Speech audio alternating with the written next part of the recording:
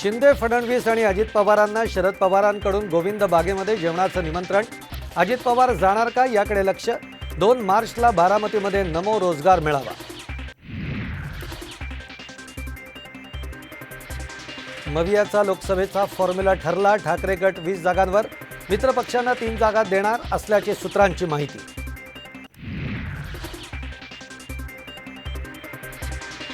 शिरूरची जागा अजित पवारांकडे गेल्यास आणि शिंदेंनी आदेश दिल्यास राष्ट्रवादीकडून लढणार. आढळराव पाटील यांची रोखठोक भूमिका.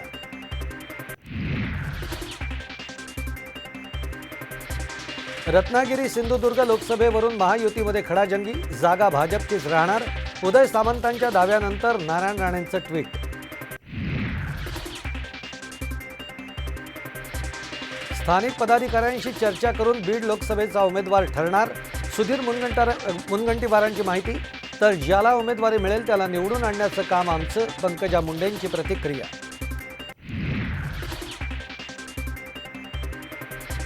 अजित पवारांचे निकटवर्तीय निलेश लंकेंच्या मतदारसंघामध्ये अमोल कोल्हेंच्या नाटकाचा प्रयोग.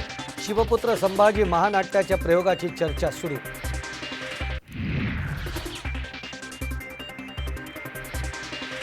मोदींनी त्यांच्या पत्नीला 1 दिवस तरी पंतप्रधान निवासस्थानी न्यावं. प्रकाश आंबेडकरांचा अकोल्यातील कार्यक्रमातून मोदींवर हल्लाबोल.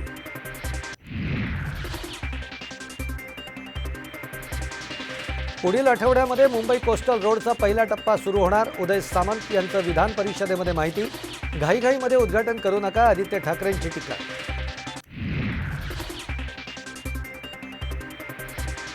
ओबीसी मधून दिल्यास 10% आरक्षण मान्य. जरांगेंची नवी भूमिका.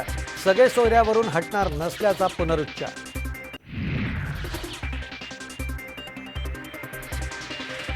अनंत अंबानी आणि राधिका मर्चंटचा उद्या जामनगरमध्ये प्री वेडिंग सोहळा. उद्धव ठाकरे सहकुटुंब उपस्थित राहणार तर सेलिब्रिटींचीही असणार हजेरी.